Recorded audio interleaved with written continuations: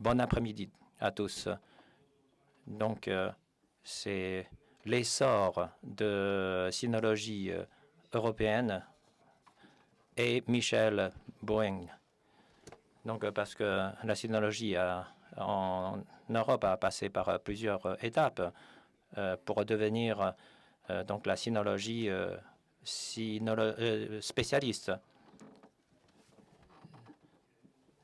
C'est-à-dire qu'entre les sinologies missionnaires et les missionnaires voyageurs, c'est comprendre ou parler ou ne pas parler chinois.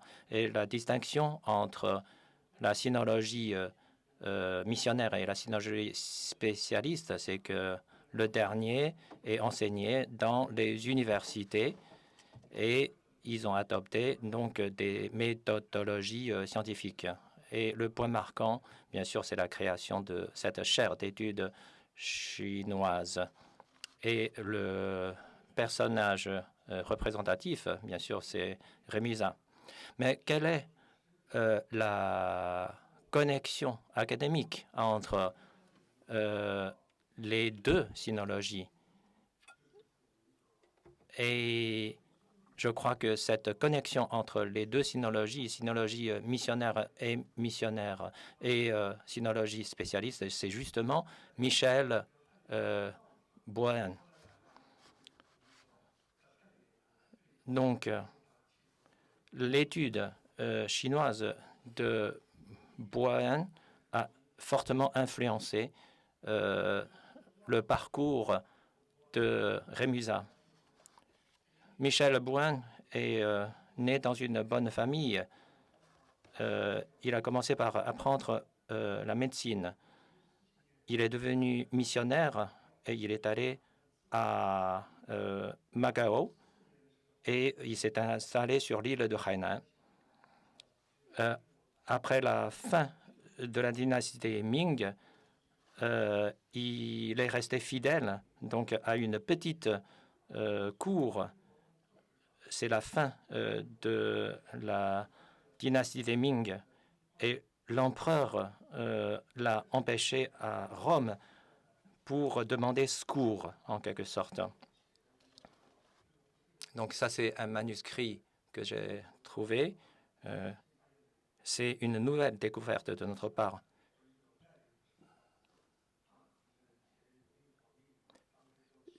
En fait, c'est une instruction de la part de l'empereur qui lui a été donnée.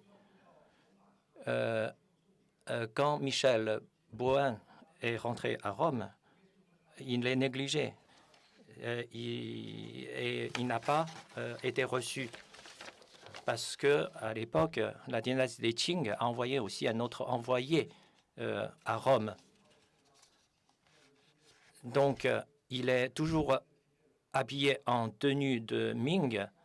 Il a été reçu, mais il a été envoyé se promener sur les roses, en quelque sorte.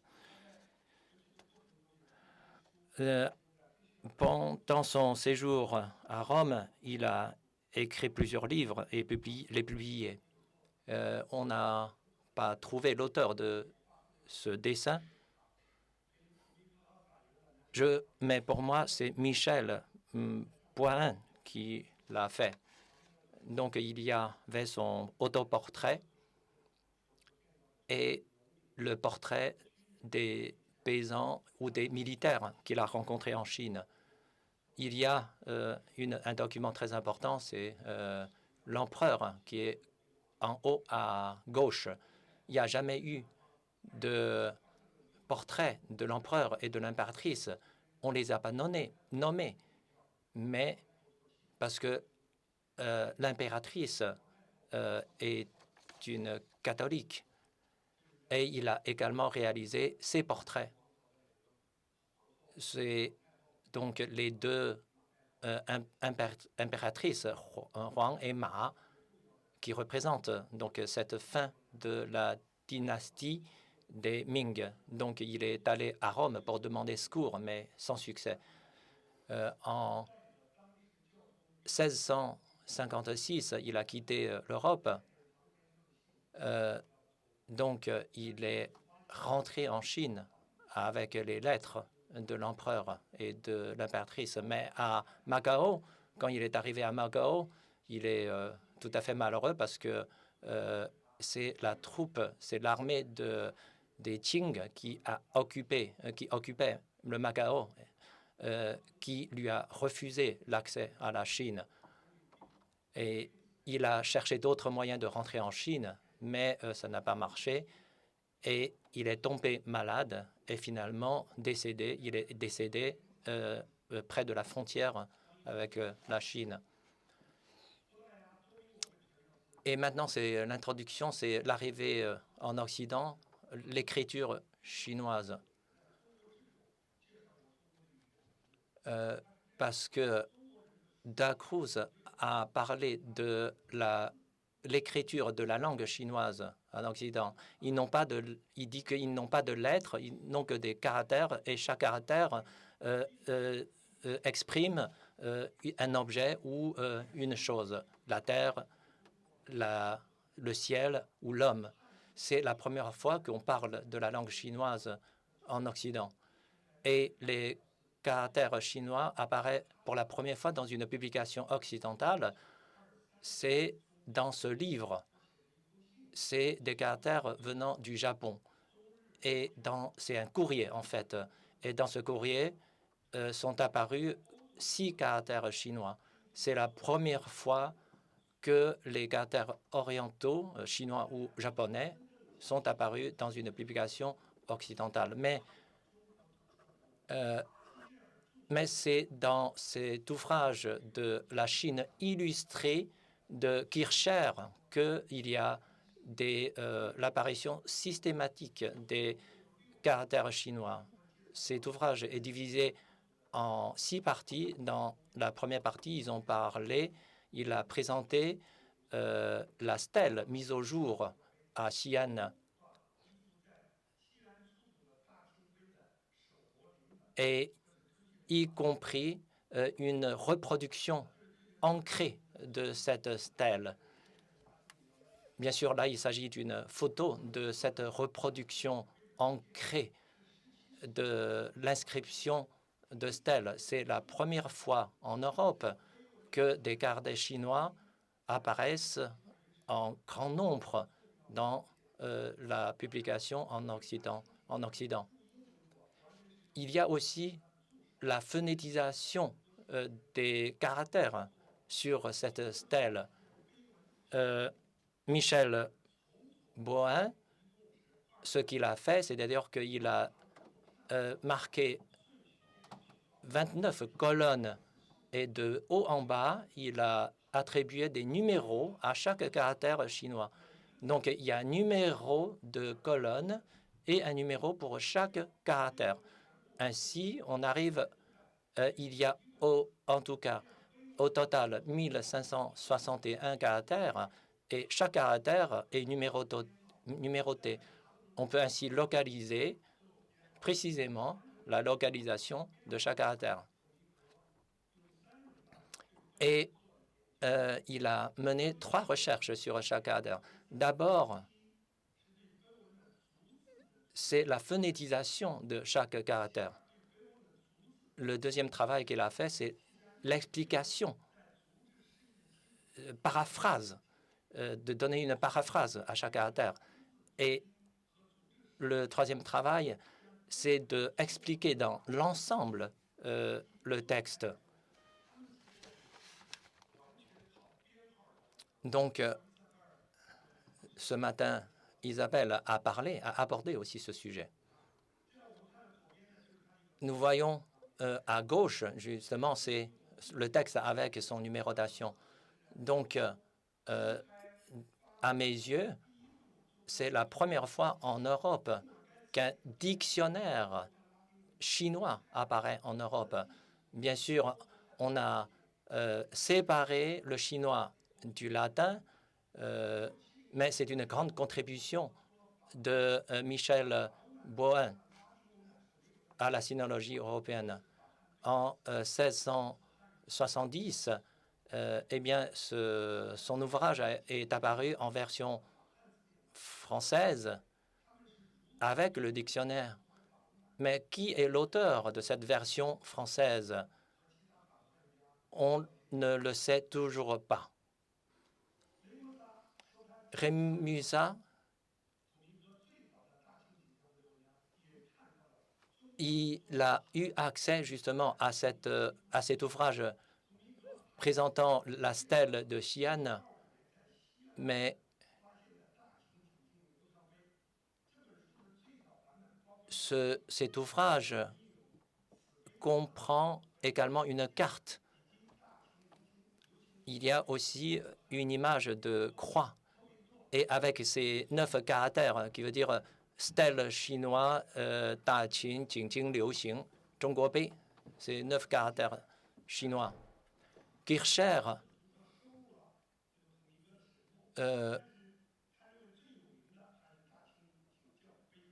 il pense que c'est l'article qui a joué le plus grand rôle. Et pour Rémusat, c'est le texte en chinois le plus long qui ait jamais été publié en Europe. Donc, ces caractères chinois ont attiré l'attention de Rémusat et lui a servi de matière première pour son apprentissage de chinois. Et puis, la troisième partie de mon exposé concernant le botanique chinois. Michel Boin a vécu sur l'île de Hainan, où il y a un grand nombre d'espèces de végétales. Donc, il a publié un ouvrage sur les plantes chinoises pour parler aussi des propriétés médicinales de ces plantes. Cet ouvrage est peu volumineux, mais il constitue le premier ouvrage sur les plantes chinoises. Il a été publié en décembre 1756. Il a présenté 21 plantes chinoises ou asiatiques et 9 espèces animales chinoises. Il est un bon dessinateur. Il a illustré cet ouvrage avec de belles images. Il a, par exemple, un fruit, une noix chinoise. Eh bien, c'est lui qui a attribué un nom. Et ce nom est utilisé même aujourd'hui en Chine. Pour Rémusat, il a dit que Michel Boin a publié un ouvrage sur les plantes en Chine de 75 pages et publié à Vienne, qui a présenté 21 plantes chinoises. Il a commencé par présenter Da Huang, une plante, avec une illustration avec 2 caractères chinois et la prononciation. Ça a joué un rôle rhubarbe. Donc, Da Huang est très répandu dans la province de Sichuan et à Suzhou. C'est la terre productrice. La terre est très souvent rouge. Cette terre est irriguée par des cours d'eau. Les feuilles sont très grandes, de grandeur de 2 mains. C'est-à-dire qu'ici, il a parlé non seulement des traits caractéristiques de Da Huang, mais aussi il a présenté les moyens de transformation. C'est une plante médicinale dont l'Europe a besoin. Rémusat s'intéresse aussi aux inscriptions et aux dessins de cet ouvrage. Il s'est penché d'abord sur le phénix. L'image n'est pas fidèle, mais les légendes ont été très précises. Là, il s'agit d'une phénix. C'est un oiseau qui vit en Chine, c'est le symbole royal. Quand c'est femelle, c'est feng, et quand c'est mâle, c'est huang. Ici, par exemple, à gauche, c'est jiaru. C'est cette noix dont on a parlé tout à l'heure. C'est Michel Bouin qui a inventé ce nom de jiaru. D'un point de vue de la sinologie occidentale, la valeur de son ouvrage est très importante parce que c'est le premier missionnaire occidental qui a parlé des plantes chinoises. Lui, il a joué le rôle de précurseur. Et il a joué un rôle évident dans la connaissance par l'Occident des plantes chinoises. Il suffit de parler d'un savant suédois dont vous avez le nom ici. Et dans cet ouvrage, il y a seulement 37 plantes chinoises, mais pour Michel Bouin seul, bien avant lui, a déjà présenté 22 plantes médicinales. Et aussi maintenant ma quatrième partie concernant la médecine traditionnelle chinoise, parce que Michel Bouin est né dans une famille de médecins. Son père a été le médecin royal. Son père a fait ses études de médecine dans une université italienne.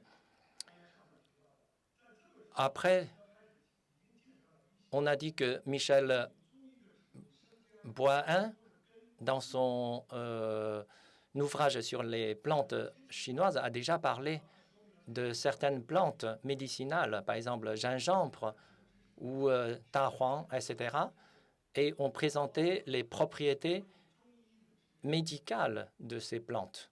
Dans son ouvrage, il y a beaucoup de connaissances sur la médecine chinoise. Quand il est rentré à Rome, il a déjà fini son ouvrage, mais ce qui se passe, c'est que lui, il est resté fidèle à la dynastie des Ming, mais la Chine est devenue le ciel de la dynastie des Qing, et Macao, à cause de cela, lui a interdit l'accès. Et l'ouvrage qu'il a fini ici a commencé un parcours bien laborieux. C'est d'abord Cléyer qui a en quelque sorte plagié son ouvrage. Il a publié un livre qui s'appelle « Les secrets de la médecine des Chinois » en 771, y compris un autre ouvrage publié par Manzel en 786. Ces deux ouvrages sont l'un et l'autre un extrait ou une copie de l'ouvrage de Michel Bouin. Rémisa, bien sûr, s'intéresse beaucoup à cet ouvrage sur la médecine de Michel Bouin. Et il s'intéresse aussi aux copies ou extraits.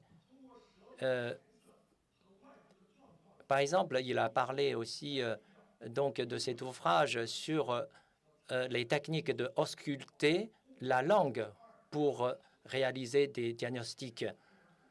Oui. C'est Remosa, donc pour Remosa, ce sont ces copieurs, ces auteurs qui ont copié l'ouvrage de Michel Bouin, parce que Bouin a envoyé par courrier son ouvrage qui inclut aussi des planches d'images.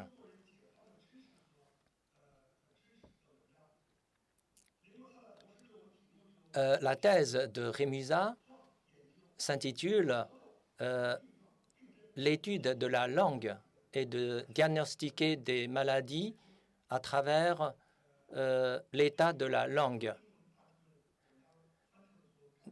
Donc, un collègue m'a aidé à traduire cet article du latin en chinois. Dans sa thèse, Rémusat a d'abord donné une haute appréciation de la médecine traditionnelle chinoise. Pour lui, il n'y a aucune médecine qui soit aussi avancée que celle de la Chine. Et certains empereurs dans la Chine antique sont eux-mêmes des inventeurs de la médecine traditionnelle chinoise.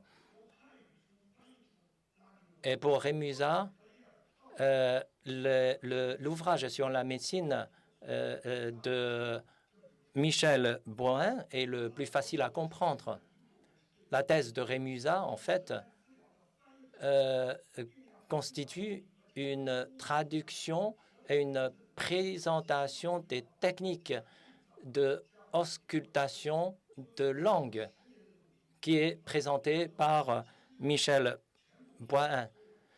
Nous avons réussi aujourd'hui à traduire et publier l'ensemble de l'ouvrage de Michel Bouin en chinois. Et pour Michel Bouin, le corps, les 5 organes du corps présentent 5 couleurs, c'est-à-dire le cœur est rouge, le poumon est blanc, le foie est bleu foncé, l'estomac est jaune et les reins sont d'une autre couleur.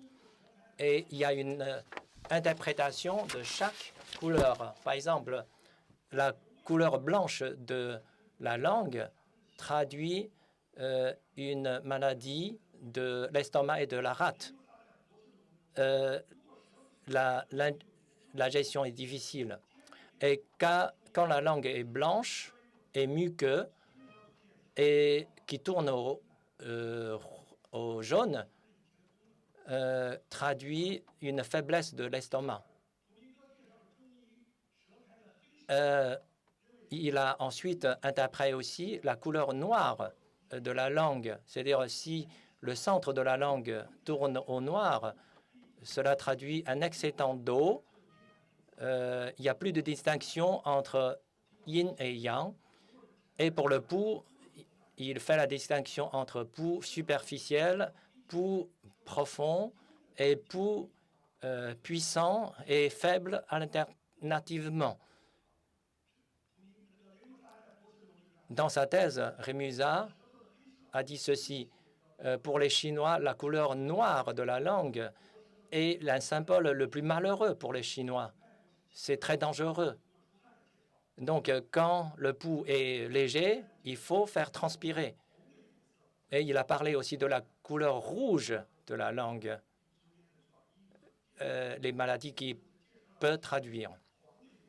Et puis, il a parlé de la couleur jaune.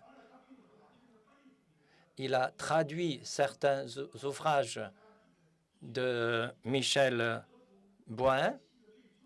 Il a comparé l'ouvrage de Michel Bouin avec un autre ouvrage.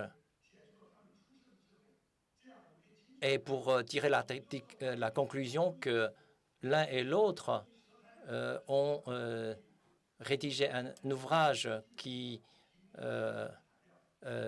témoigne de leur intelligence et savoir-faire. C'est la raison pour laquelle Paul Demiéville, que